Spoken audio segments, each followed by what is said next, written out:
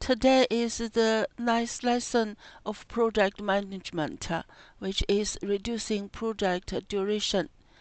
Imagine the following scenarios. After finalizing your project schedule, you realized the estimated completion date is 2 months beyond what your boss publicly promised an important customer. 5 months into the project, you realize that you are already 3 weeks behind the job start date for the project. This lesson would address some of these issues and develop some of the strategies for reducing project duration, either prior to setting the baseline for the project or in the midst of project execution. So this page shows where we are now. We are in the middle of the project management course. Rationale for reducing project duration. There are many good reasons for attempting to reduce the duration of a project. One of the more important reasons today is time to market. Intense global competition and rapid technological advances have made speed a competitive advantage. To succeed, companies have to spot new opportunities, launch a project team, and bring new products or services to the marketplace in a flash. Perhaps in no industry does speed matters as much as in the electronics industry. For example, a rule of thumb for moderate to high technology firms is that a 6 month delay in bringing a product to market can result in a loss of market share of about 35%. In these cases, high technology firms typically assume that the time savings and avoidance of lost profits are worth any additional costs to reduce time without any formal analysis. The cell phone industry is a good example of an intensely competitive business that places a premium on speed and innovation. On July 2008, Apple released iPhone 3G with a faster interface and a sleek design. Then on November 21, 2008, Research in Motion (RIM) released their new BlackBerry phone, Storm. Gone were the buttons. The BlackBerry Storm had a fully incorporated touchscreen to compete with the iPhone. Soon thereafter, Google entered the fray with its ambitious G1 phone that has both a touchscreen and a flip-out keyboard, as well as a tracking ball for surfing the web. To stay cool, you have to speed up, says Michael Greenson, president of Market Research Diffusion Group. In order to survive, RIM, Nokia, and other cell phone manufacturers have become masters at project management. They have been able to cut the market release time of new phones from 12 to 18 months to 6 to 9 months. Options for accelerating project completion. Managers have several effective methods for crushing specific project activities when resources are not constrained. Several of these are summarized here, including resources not constrained and resources constrained. When resources are not constrained, adding resources the most common method for shortening project time. It is to assign additional staff and equipment to activities. Frederick Brooks formulated this principle based on his experience as a project manager for IBM in the early 1960s, while subsequent research confirmed Brooks' prediction. It also discovered that adding more people to a late project does not always cause the project to be later. The key is whether the new staff is added early so there is sufficient time to make up for lost ground once the new members have been fully assimilated. Options for accelerating project completion. When resources are constrained, a project manager has fewer options for accelerating project completion in this situation. The budget can be severely constrained. This is especially true once the schedule has been established. Here there are some key points that can be utilized when this situation happens, which are fast tracking, critical change, reducing project scope, or compromise quality. In practice, the methods most commonly used to crash projects are scheduling overtime, outsourcing, and adding resources. Each of these maintains the essence of the original plan. Options that depart from the original project plan include do it twice and fast tracking, rethinking of a project scope, customers' needs, and timing become major considerations for these techniques. Project cost duration graph, also known as time cost trade-off curve, is a visual tool used in project management to illustrate the relationship between the duration of a project and its associated costs.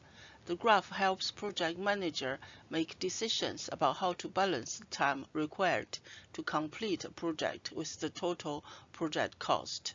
The use of the graph can be used for decision-making and resource allocation.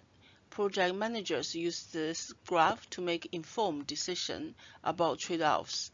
If a project is running behind schedule, manager might decide to crash certain tasks to bring the project back on track, accepting the increased cost. It helps to visualize where additional resources might reduce project duration and where they would be most cost-effective. Project costs has two types. The first one is indirect cost, and the second one is direct cost. Indirect costs are the costs that cannot be directly tied to a specific work, package, or activity. Examples include supervision, administration, consultants, and interest. These costs tend to increase with time, meaning that longer projects will accumulate more indirect cost. Reducing project time can directly lower indirect cost. Project direct costs are those costs that can be assigned directly to specific work packages or activities. Examples include labor, materials, equipment, and subcontractors. These costs generally increase when activities are expedited, such as in crashing project tasks to reduce project duration. Here we can see the differences between these two types of costs, and then the relationship between the project duration and costs. Here we can see in this slide the process for seeking the optimal project duration to minimize project costs can be focused on identifying three steps. The first one is gather information about direct and indirect cost. This involves collecting data on both these two types of cost, and then as the duration changes. The second one, search critical activities of lowest direct cost. This one focuses on identifying critical tasks that can be expedited with the least cost increase to reduce the project's overall time. The third step is compute total cost by adding direct and indirect costs together for each specific duration, and evaluate the trade-off between project cost and duration. After determining cost for different durations, compare and analyze the trade-offs in order to find the best cost-effective options. This process is aimed at finding the best balance between reducing the project durations and minimizing the total costs. Project cost duration graph is a very useful tool to determine the balance between project duration and costs. The general nature of project costs is illustrated in this figure. The total cost for each duration is the sum of the direct and indirect costs. Indirect costs continue for the life of the project. Hence, any reduction in project duration means a reduction in indirect cost. On the other hand, direct cost on the graph shows at an increasing rate as the project duration is reduced from its original planned duration. With the information from a graph such as this for a project, managers can quickly visualize and make judgment on an alternative, such as meeting a time-to-market deadline. The steps of constructing a project cost duration graph is fourfold. First, find the total direct cost for selected project durations. Secondly, find the total indirect cost for the project, and then put the direct cost and indirect cost together for the selected project durations. And finally, compare additional cost alternative for benefits. Constructing a project cost duration graph. The most difficult task in constructing a cost duration graph is finding the total direct cost for specific project duration over a relevant range. The central concern is to decide which activities to shorten and how far to carry the shortening process. Basically, managers need to look for critical activities that can be shortened with the smallest increase in cost per unit of time. Normal time for an activity represents low cost, realistic, efficient methods for completing the activity under normal conditions. Shortening an activity is called crashing. The shortest possible time an activity can realistically be completed is called its crash time. The direct cost for completing an activity in its crash time is called crash cost. Both normal and crash times and costs are collected from personnel most familiar with completing the activity. Here is an illustration of an activity graph. It is a hypothetical cost duration graph for an activity. The normal time for the activity is 10 time units, which is shown on Excel, and the corresponding cost is $400. The crash time for the activity is 5 time units and $800. The intersection of the normal time and the cost represents the original low cost. Early start schedule. The crash point represents the maximum time an activity can be compressed. The heavy line connecting the normal and crashing points represent the slope, which assume the cost of reducing the time of the activity is constant per unit of time. Knowing the slope of an activity allows managers to compare which critical activities to shorten. The less steep the cost slope of an activity, the less it costs to shorten one time period. A steeper slope means it will cost more to shorten one time unit. The cost per unit of time or slope for an activity is computed by the equation shown here, which is the rise amount divided by run amount. The example shows normal and crash time and costs for each activity, the computed slope and time reduction limit, the total direct cost, and the project network with a duration of 25 time unit. Note, the total direct cost for the 25 period duration is $450. This is an anchor point to begin the procedure of shortening the critical path and finding the total direct costs for each specific duration less than 25 time units. The maximum time reduction of an activity is simply the difference between the normal and crash time for an activity. For example, activity D can be reduced from a normal time of 11 time units to a crash time of 7 time units, or a maximum of 4 time units. The positive slope for activity D is computed using the formula shown here.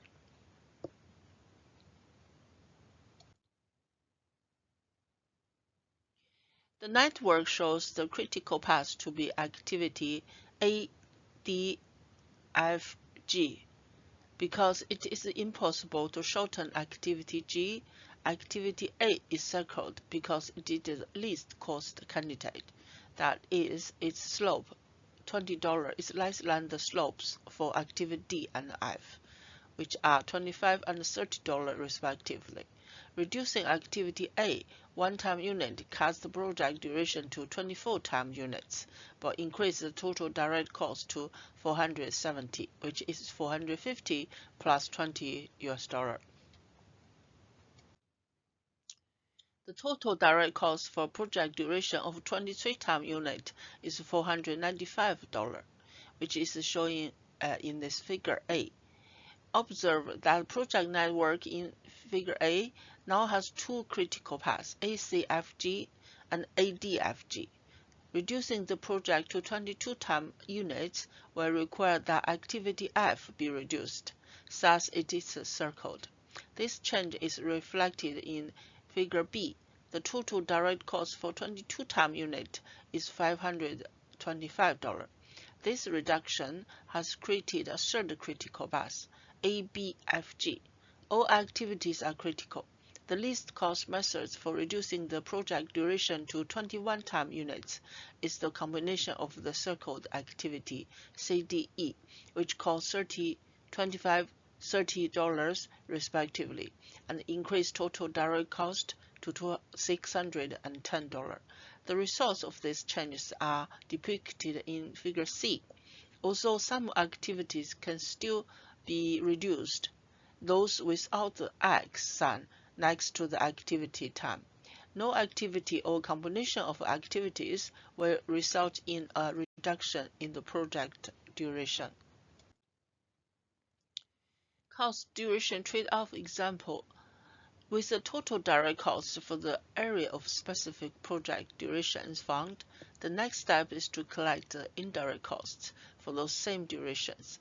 These costs are typically a rate per day and easily obtained from the accounting department. This figure presents the total direct cost, total indirect cost, and total project costs.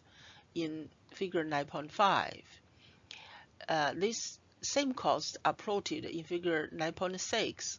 This graph shows that the optimal cost time duration is 22 time units and $775. Assuming the project will actually materialize as planned, any movement away from this time duration will increase project costs. The movement from 25 to 22 time units occurs because in this range, the absolute slope of the indirect costs are greater than the direct cost slopes. Some practical considerations. As presented in the figure before, from 9.1 to 9.6, as we have seen, is valuable to companies. Any proposed alternative will change with the optimal cost and time. More importantly, the creation of such a graph keeps the importance of direct costs and indirect costs in the forefront of decision making. Indirect costs are frequently forgotten in the field when the pressure for action is intense. Such a graph can be used before the project begins or while the project is in progress. Creating the graph in the pre-project plan phase without an imposed duration is the first choice because normal time is more meaningful. So the key points covered by taking project duration graph are including using the project cost duration graph, crash time, linearity consumption, choice of activity to crash revisited. Project crashing.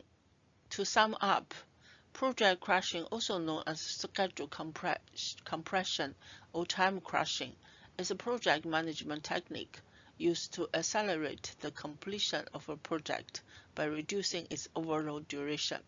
Project crashing is when we shorten the duration of a project by reducing the time of one or more tasks. Crashing is done by increasing the resources to the project, which helps make tasks take less time than what they were planned for.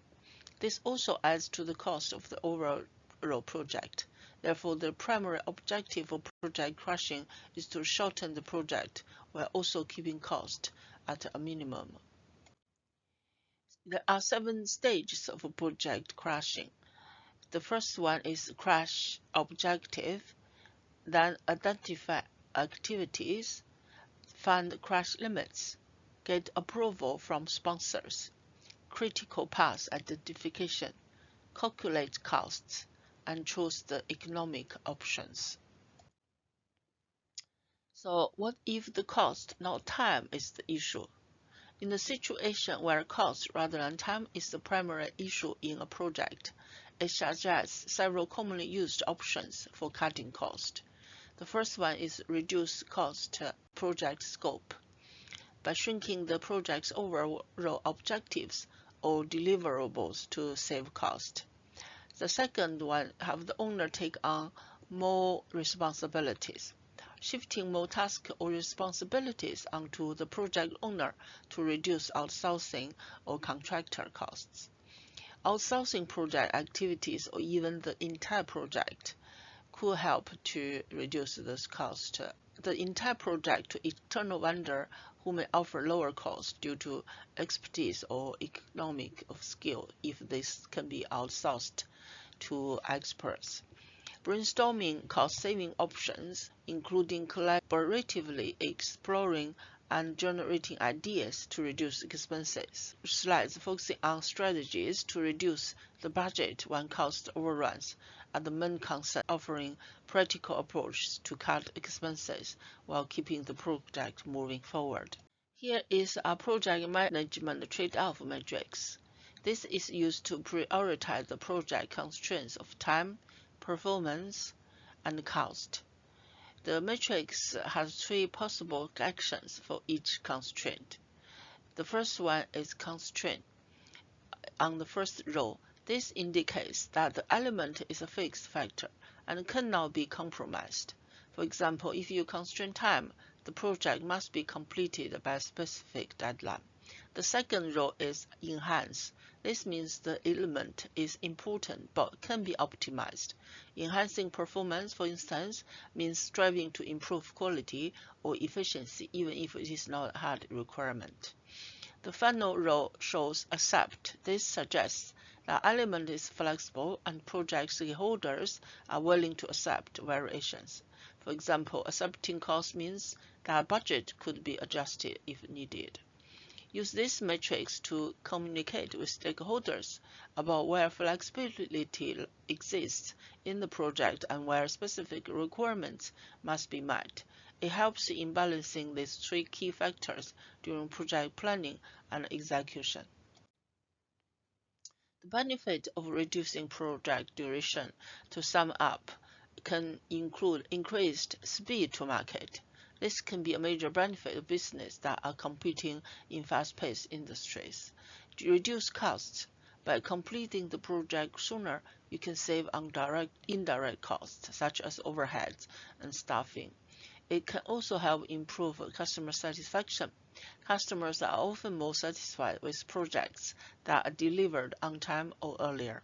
Increased flexibility. Having a shorter project duration gives owners more flexibility to respond to change in the environment and the market. So there are certain risks associated with reducing project duration. The first one is quality compromise.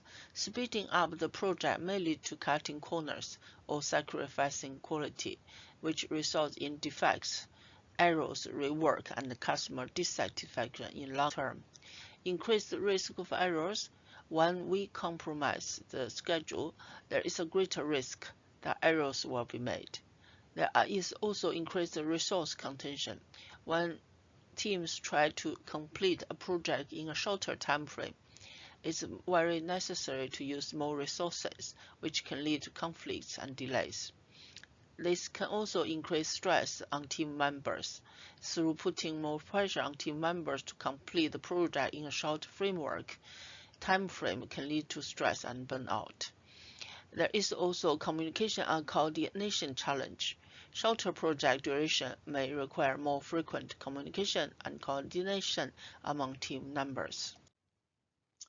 So in summary, the need for reducing the project duration occurs for many reasons, such as imposed duration dates, time to market considerations, incentive contracts, key resource needs, high overhead costs, or simply unforeseen delay. These situations are very common in practice and are known as cost-time trade-off decisions. This lesson presented a logic, formal process for assessing the implication of situations that involve shortening the project duration. Crashing the project duration increases the risk of being late. How far to reduce the project duration from the normal time toward the optimal depends on sensitivity of the project network. A sensitive project network is one that has several critical or near-critical paths. Greater care should be taken when shortening sensitive networks to avoid increasing project risks. Conversely, insensitive network represents opportunities for potentially large project cost savings by eliminating some overhead costs with little downside risk. Here is the lesson for today. There are some key terms that are used to demonstrate this lesson, and there are some more that you can find out from the core textbook. The suggested reading of this lesson is chapter 9 of the core textbook. There is also a quiz link that students can click through to practice some of the questions. So that's it for today's lesson. I hope you enjoy it. Please don't forget to click the subscription button to come back for more lessons to come.